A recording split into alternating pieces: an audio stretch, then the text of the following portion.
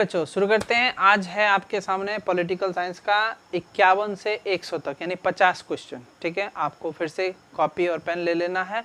51 से 100 तक मार्किंग कर दीजिए, जिसमें आपको 4 ऑप्शंस मिलेंगे ABCD। आपको अपना जो भी सही उत्तर लगेगा आप इसको कर सकते हैं। आप चाहे तो मेरी आवाज़ को म्यूट भी कर सकते हैं, फास्ट फॉरवर्ड करके अपना क्वेश्चन फटाफट बना सकते हैं।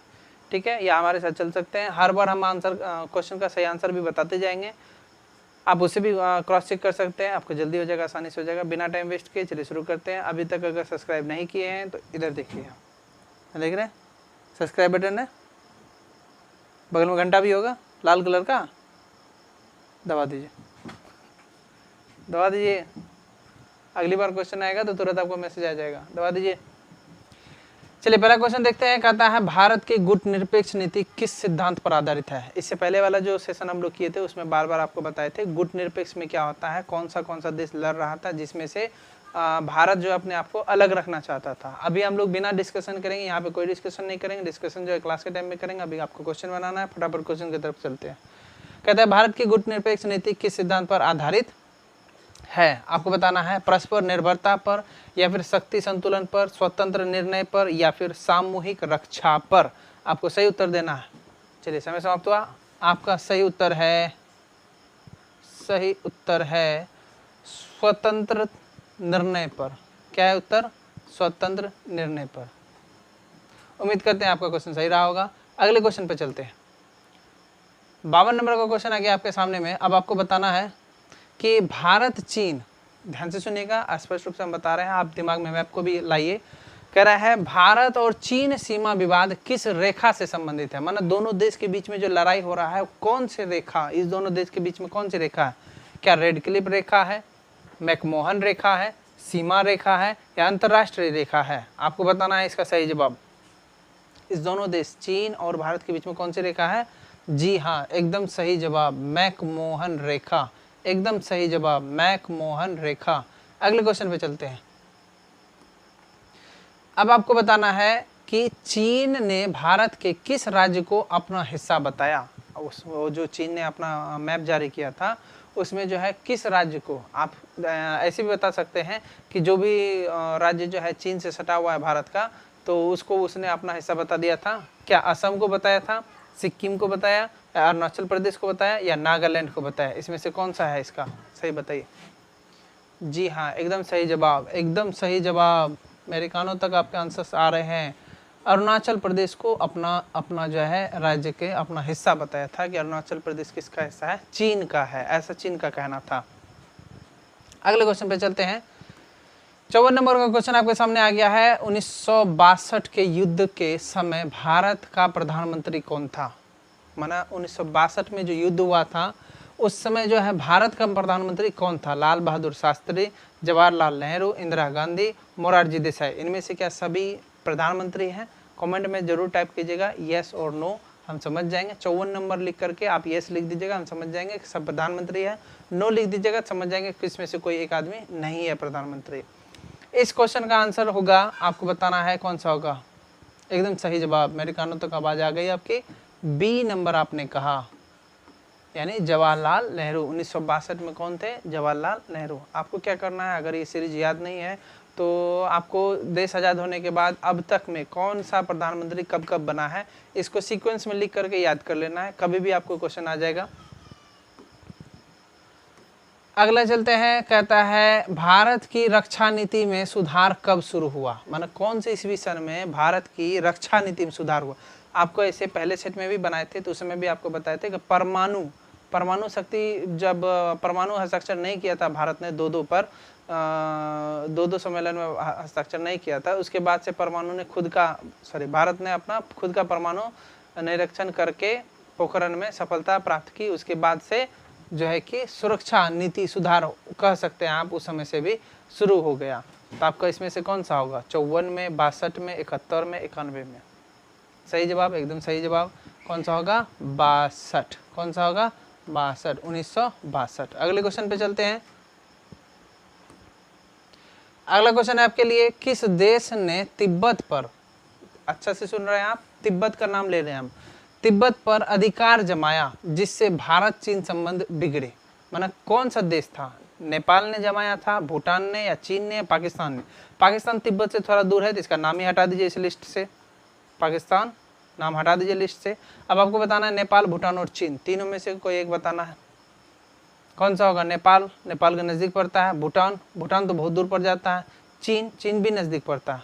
तो बताइए कौन सा होगा? अगर आपको मैप पर रहेगा तो आपको अच्छी तरह से पता होगा कौन सा होगा इसका आंसर। जी हाँ, एकदम सही जवाब सी नंबर, सी नंबर इसका सही उत्तर है। अगले क्वेश्चन पे चलते हैं। आपको बताना है, अच्छा क्वेश्चन एक भाग गया आगे, पीछे आ जाते हैं।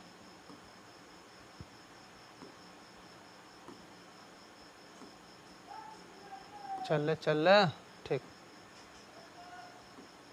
लगता है गुस्सा आ गया है, फिर से लग रहा है मेहमान आ गया। हाँ ठीक है। कहता है भारत की गुटनिरपेक्ष नीति का अंतर्राष्ट्रीय मंच पर प्रभाव क्या पड़ा? मतलब भारत जो गुटनिरपेक्ष नीति को अपनाया था, इससे क्या हुआ? अंतर्राष्ट्र में सभी देशों ने भारत को किस तरह देखा? अलगाववाद की तरह देखा, अनदेखी किया, नेतृत्व किया या विरोध किया? आपको बताना है सही उत्तर इसका कौन सा होगा। क्या लगता है आपको? जी हाँ, इसका क्या किया था? नेतृत्व किया था। सी नंबर इसका सही आंसर है। अगले क्वेश्चन पर चलते हैं। पेन का इंक खत्म हो गया है, थोड़ा सा इंक बदल लेते हैं।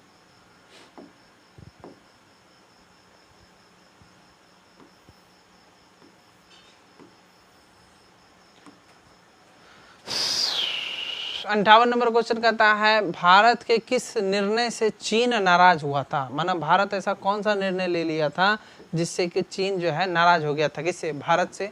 आपको बताना है कि पाकिस्तान से युद्ध किया इसलिए चीन नाराज हो गया, तिब्बत शरणार्थियों को शरण दिया इसलिए चीन नाराज हो गया, अमेरिका से समझौता किया इसलिए चीन नाराज हो गया, या आपका आखिरी ऑप्शन परमाणु परीक्षण किया इसलिए चीन नाराज हो गया? तो तिब्बत जो है चीन को बहुत प्यारा, इसीलिए यही इसका सही उत्तर होगा। माना तिब्बत शरणार्थियों को शरण दे दिया था किसने? भारत ने। इस वजह से चीन क्या हो गया था? थोड़ा दांत बाहर हो गया था उसका, चीन का, नाराज हो गया था। 60 नंबर चले गया, बताइए ऐसे कैसे होगा? कहता है भारत में किस नेता ने 1998 में परमाणु परीक्षण कराए? आपको उस समय भी बताए थे जब पोखरण में हुआ था, डॉक्टर APJ अब्दुल कलाम उस समय जो है उसके इंचार्ज भी थे, राष्ट्रपति भी थे। तो उस समय कौन था भारत का प्रधानमंत्री? मनमोहन सिंह, राजीव गांधी, अटल बिहारी वाजपेयी या नरेंद्र मोदी? आपको अच्छी तरह पता है कि नहीं? अच्छी तरह पता है कौन सा इसका सही उत्तर है। ये रहा सी नंबर, अटल बिहारी वाजपेयी, अटल बिहारी वाजपेयी। अगला क्वेश्चन पे चलते हैं। 60 नंबर का क्वेश्चन है आपके सामने। 1998 के पोखरण परीक्षण का कोड नाम क्या था? आपको मूवी का भी नाम बताए थे, आप उस मूवी में भी जाइएगा तो आपको वहाँ कोड नाम मिल जाएगा। ऑपरेशन ब्लू होगा, ऑपरेशन शक्ति, ऑपरेशन विजय, ऑपरेशन परम। आपको बताना है इसका सही उत्तर कौन सा है। देखिए परमाणु एक तरह का शक्ति था, है कि नहीं, इसलिए इसका कोड नेम भी क्या रखा गया? ऑपरेशन शक्ति, ऑपरेशन शक्ति नाम रखा गया। अगले क्वेश्चन पे चलते हैं। अब आपके सामने आता है भारत की परमाणु नीति किस सिद्धांत पर आधारित है? भारत की परमाणु नीति किस सिद्धांत पर आधारित है? युद्ध नीति, युद्ध सिद्धांत पर, जवाबी हमला सिद्धांत पर, पहला प्रहार या नहीं उपयोग? तो बताना इसका उपयोग नहीं करने के लिए क्या भारत जो है परमाणु शक्ति को अपनाया था? ऐसा तो नहीं हो सकता है। जवाबी हमला के लिए, माना शुरुआती हमला कभी नहीं करेंगे, पहले उससे पहले भी क्वेश्चन में आपको बताए थे कि अपना रक्षा करने के लिए जो है परमाणु शक्ति को प्राप्त किया था, ना कि किसी पर हमला करने के लिए। तो जवाबी हमला, अगर आप हमला कीजिएगा परमाणु शक्ति से तो भारत भी परमाणु शक्ति से हमला करने के लिए तैयार बैठा हुआ है। अगले क्वेश्चन पे चलते हैं। 62 नंबर का क्वेश्चन कहता है भारत की विदेश नीति का संवैधानिक आधार क्या है? प्रस्तावना है, आपको बताना है क्या इसका प्रस्तावना हो सकता है सही उत्तर, या नीति निर्देशक सिद्धांत हो सकता है, मौलिक अधिकार हो सकता है, या मूल कर्तव्य हो सकता है? कौन सा इसका सही उत्तर? बताइए फटाक से बताइए कौन सा इसका सही उत्तर। क्वेश्चन हम पीछे कर रहे हैं, आप तब तक आंसर सोचिए। बताइए बताइए बताइए। जी हाँ, एकदम सही जवाब कौन सा होगा? नीति निर्देशक सिद्धांत, बी नंबर इसका सही उत्तर है। अगले क्वेश्चन पे चलते हैं। अगला आता है लुक ईस्ट पॉलिसी। इससे पहले वाले भी सेशन में आपको 1 से 50 के बीच में आप क्वेश्चन में बताए थे लुक ईस्ट पॉलिसी के बारे में। अभी फिर से है, कहता लुक ईस्ट पॉलिसी जो है कब से शुरू हुआ है, यानी क्वेश्चन ये रिपीट हो गया है, आपको इसका सही उत्तर देना है। इसका सही उत्तर है धतूरी के 1992। क्या होगा इसका सही उत्तर? 1992। अगले क्वेश्चन पे चलते हैं।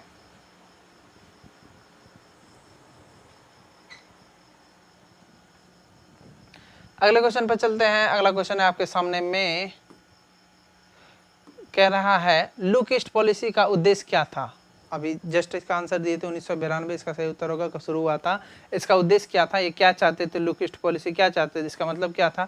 क्या आप कह सकते हैं पूर्वी एशिया से संबंध मजबूत करना है, या फिर अमेरिका से व्यापार करना है, या फिर यूरोप में विस्तार करना है, या फिर पश्चिम एशिया से दूरी बनाना है। इसका सही उत्तर होगा, सही उत्तर होगा जी हाँ, बिल्कुल सही उत्तर है ये ए नंबर, पूर्वी एशिया से संबंध मजबूत करना। भारत जो है जिस समय परमाणु शक्ति सब हासिल कर रहा था, उस समय भारत क्या कर रहा था, पूर्वी देशों से अपने संबंध को मजबूत कर रहा था, क्योंकि भारत के पूर्व में ही सभी देश ऐसे थे जो भारत के लिए भी रुके हुए थे और भारत से उम्मीद भी रखते थे। उस समय भारत ताकतवर था, तो अपने छोटे छोटे देशों को मिला रहा था अपने सहयोग में। अगले क्वेश्चन पर चलते हैं। पेन का इंक खत्म हो गया है, पेन बदल देते हैं, सस्ता हुआ पेन है, क्या करें।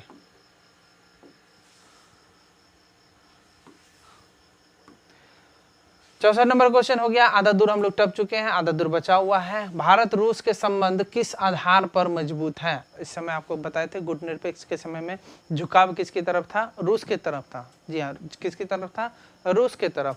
अब पूछ रहा है भारत रूस के संबंध किस आधार पर मजबूत है, किस आधार पर मजबूत है आपको बताना है।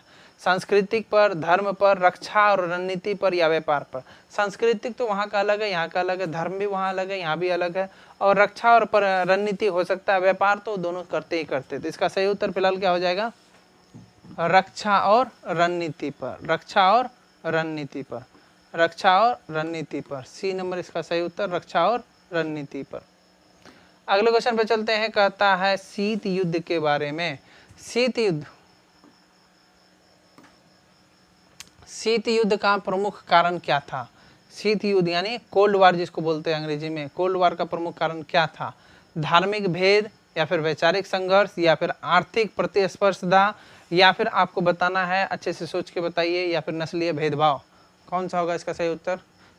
जी हाँ, इसका सही उत्तर है बी नंबर, इसका सही उत्तर है। कौन सा है, बी नंबर, यानी वैचारिक संघर्ष। बी नंबर इसका सही उत्तर। अगले क्वेश्चन पे चलते हैं बिना टाइम को वेस्ट किए। कहता है भारत किस अंतर्राष्ट्रीय संगठन का सदस्य नहीं है। संयुक्त राष्ट्र का तो नहीं है।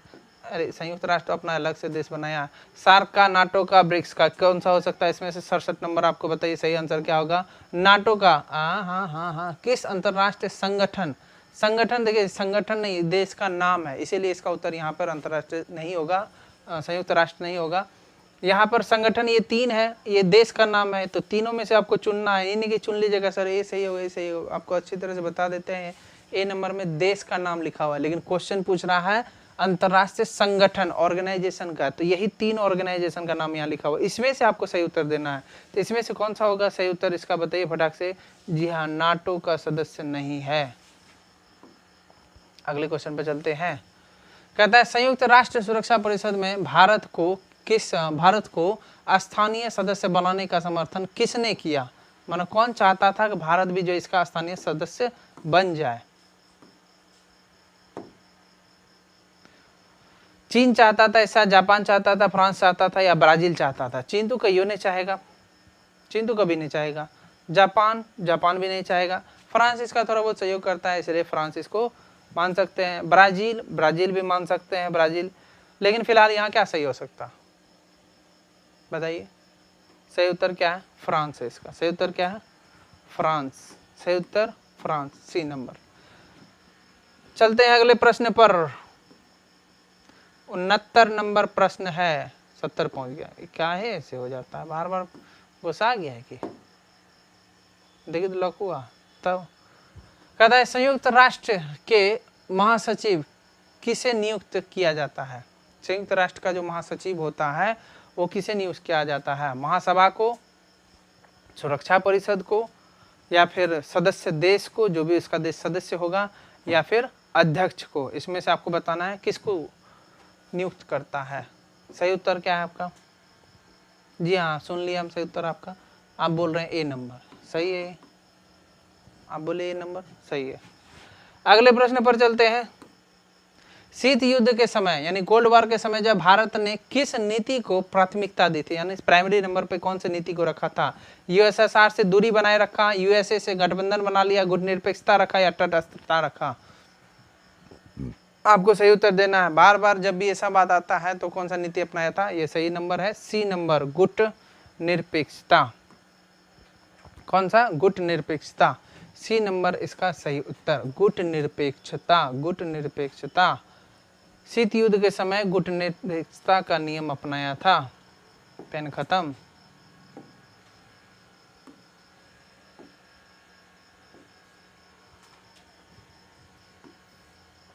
अगले प्रश्न पर चलते हैं।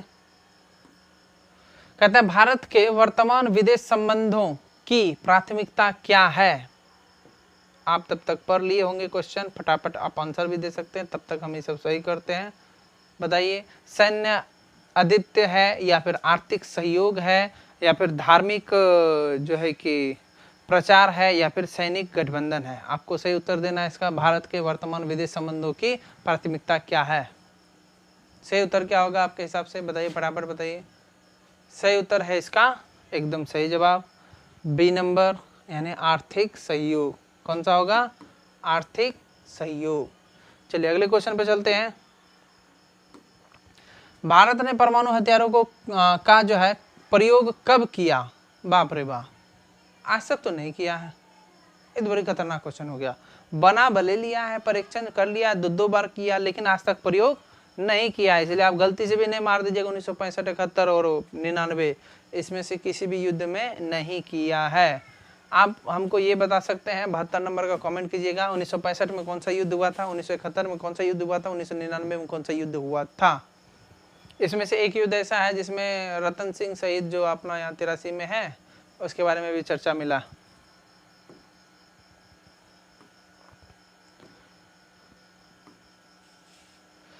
तिहत्तर नंबर में देखिएगा, बताइएगा भारत की विदेश नीति में स्वदेशी विचार किससे जुड़ा है? गांधी जी से, नेहरू जी से, वाजपेयी से या फिर मोदी जी से? तो मोदी जी तो फिलहाल ही आए हैं, डी नंबर तो सीधा काट दीजिए, डी नंबर का कोई जरूरी नहीं है। अब गांधी जी हो सकते हैं, नेहरू जी हो सकते हैं, वाजपेयी जी हो सकते हैं। स्वदेशी, स्वदेशी के नाम पे पहले भी पढ़े थे, स्वदेश वाला कपड़ा लता यूज करने के लिए बता रहे थे। कौन? जो चरखा चलाते थे। हाँ भाई, जिसका डॉक्टर का जन्म हुआ, कौन बताइए? कमेंट बॉक्स में टाइप कीजिए, हमने बताया। कहता है भारत की विदेश नीति में स्थिरता क्यों महत्वपूर्ण है? भारत की विदेश नीति में क्यों जरूरी है कि वो स्थिरता बनाए रखे? क्या चुनाव के कारण या विकास के लिए, दबाव बढ़ाने हेतु या रक्षा खर्च घटाने हेतु? क्या जरूरी हो सकता है? एकदम सही जवाब, विकास। विकास ही होना चाहिए, है कि नहीं? विकास के लिए, किसके लिए? विकास के लिए। किसके लिए? विकास के लिए। विकास को बुलाइए, उससे पूछा जाए तब। अगला क्वेश्चन है, भारत की विदेश नीति में आत्मनिर्भरता का क्या स्थान है? कम है, मध्य है, उच्च है, अनिश्चित है, माना कोई निश्चित अभी तक नहीं हुआ है? आप बताइए इसमें से क्या? आत्मनिर्भर का उच्च स्थान है। कैसा स्थान है? उच्च स्थान है। अगले क्वेश्चन पे चलते हैं। कहता है शिमला समझौता किसके बाद हुआ था? अब इससे पहले वाला सेट में आपको क्वेश्चन था शिमला समझौता कब हुआ था। अब इस बार क्वेश्चन है शिमला समझौता जो है कौन से समझौते के बाद हुआ था? यानी युद्ध का नाम है 1965 का युद्ध के बाद, 1962 के युद्ध के बाद, या फिर 1971 का युद्ध के बाद, या फिर 1999 के युद्ध के बाद। सही उत्तर क्या है? जी हाँ, एकदम सही उत्तर यही है। कहाँ गया जी? सी नंबर उसका सही उत्तर, ये 1971। 1971। अगले क्वेश्चन पे चलते हैं। कहता है शिमला समझौता में क्या सहमति बनी? माना किस बात पर सहमत हुए? कि संयुक्त राष्ट्र हस्तक्षेप, या फिर युद्ध विराम रेखा, या फिर द्विपक्षीय वार्ता, या फिर मध्यस्थता? किस पर जो है सहमति मिला था? किस पर सहमति मिला था? सी नंबर इसका सही उत्तर है, द्विपक्षीय वार्ता। द्विपक्षीय वार्ता। भारत के पड़ोसी देशों में कौन शामिल नहीं है? बहुत अच्छा क्वेश्चन।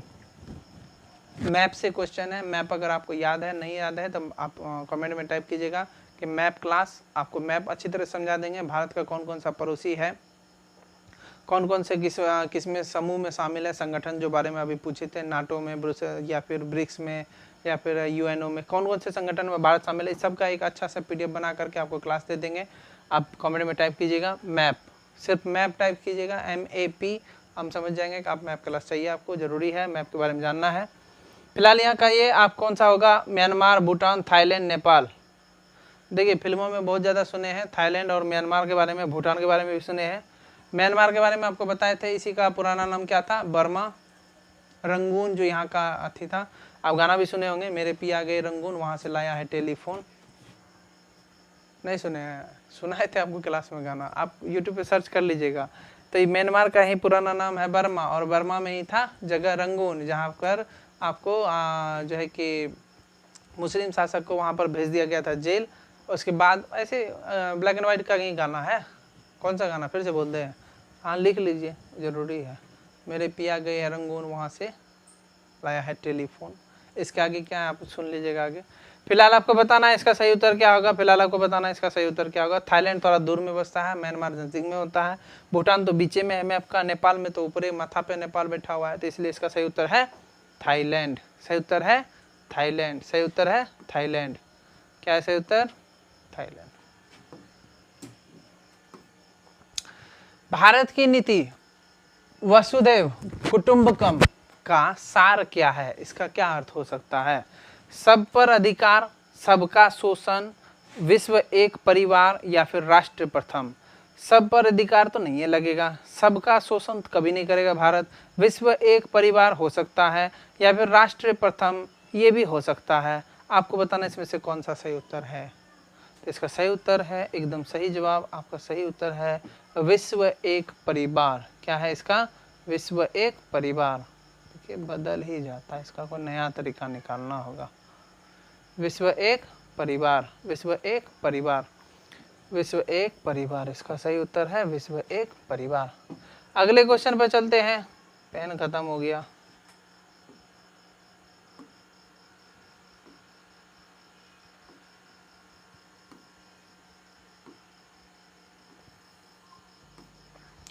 कहता है भारत की विदेश नीति का संबंध सबसे प्रमुख मूल्य क्या है। अच्छा, नीति का सबसे प्रमुख मूल्य क्या है, लालच है, आक्रामकता, ना, शांति, या फिर प्रभुत्व। कौन सा होगा आप ही बता दीजिए, बहुत आसान क्वेश्चन है। शांति ही चाहता है और क्या चाहेगा, विदेश नीति में सबसे बड़ा चीज क्या है, शांति ही चाहते हैं।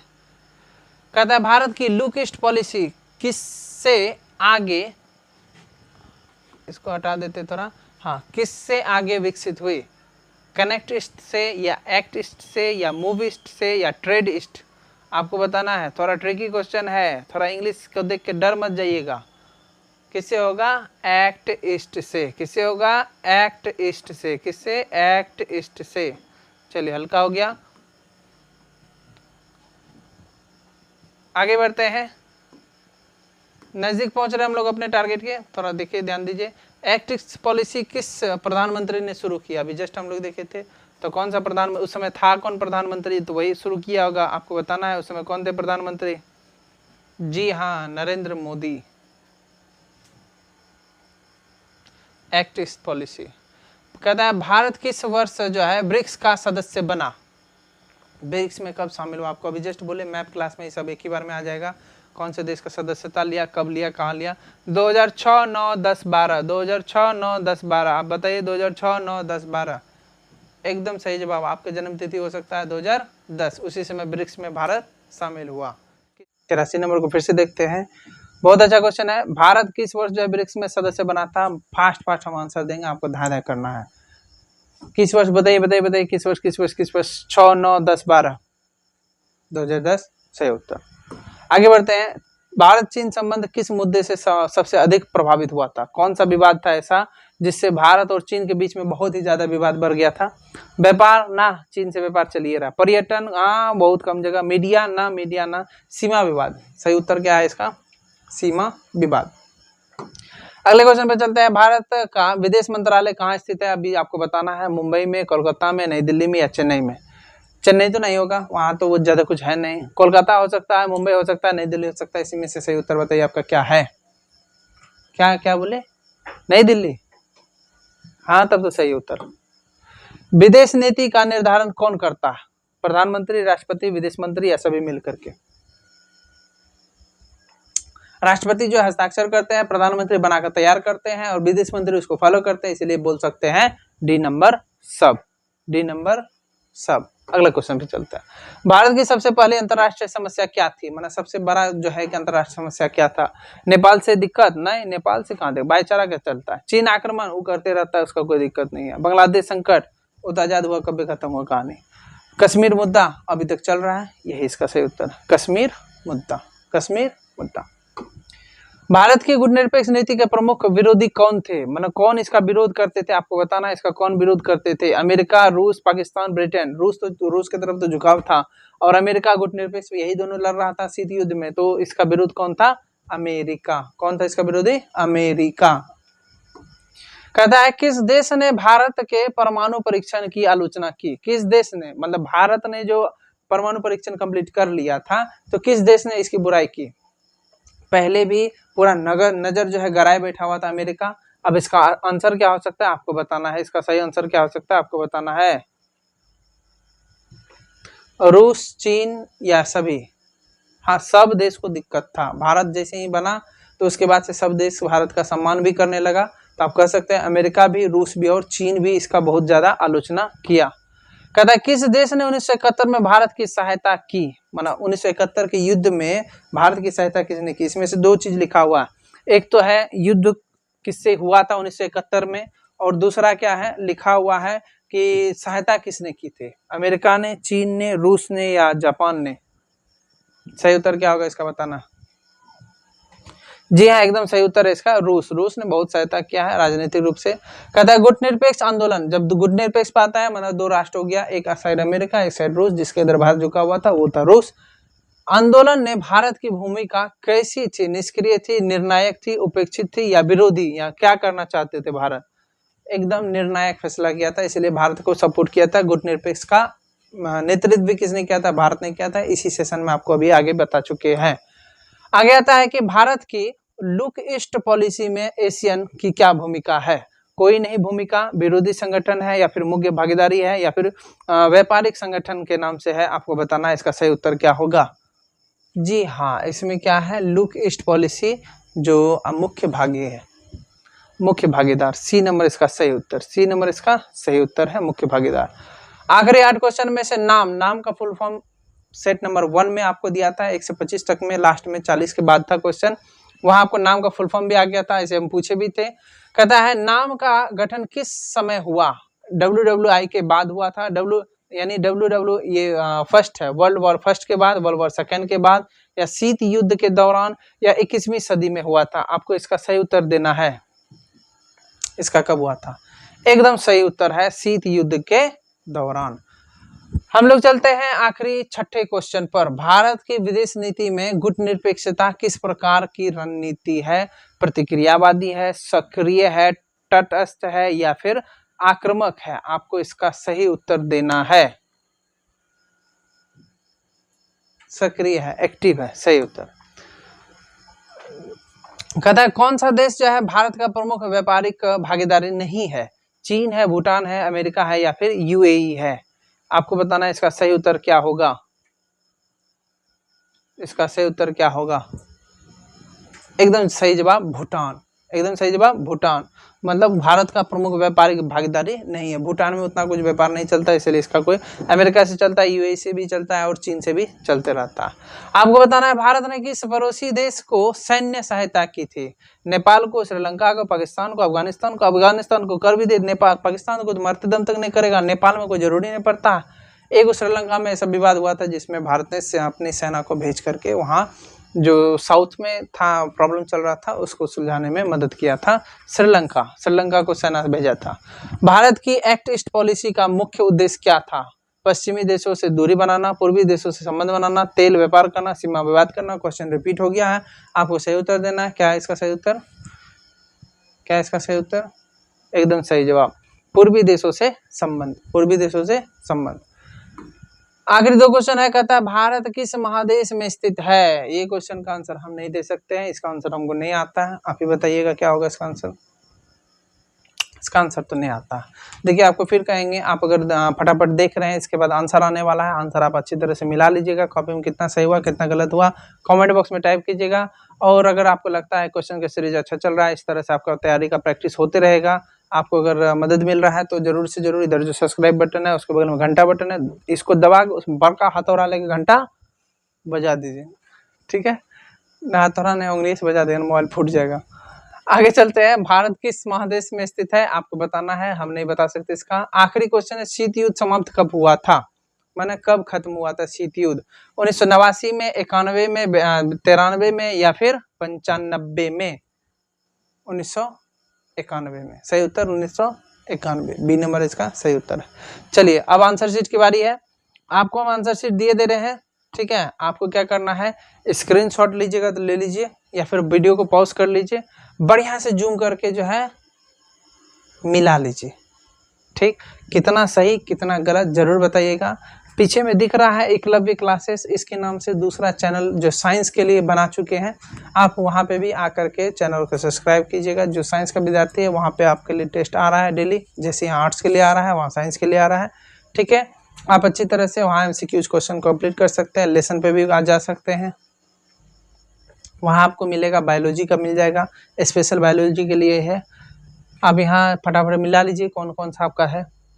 दिख रहा है कि नहीं दिख रहा है, या दिख रहा है, देखिए तो पेट नहीं ना आ रहा है मेरा, देखिए, ठीक है। चलिए कमेंट में टाइप कीजिएगा, हम आपका इंतजार कमेंट में करेंगे। धन्यवाद।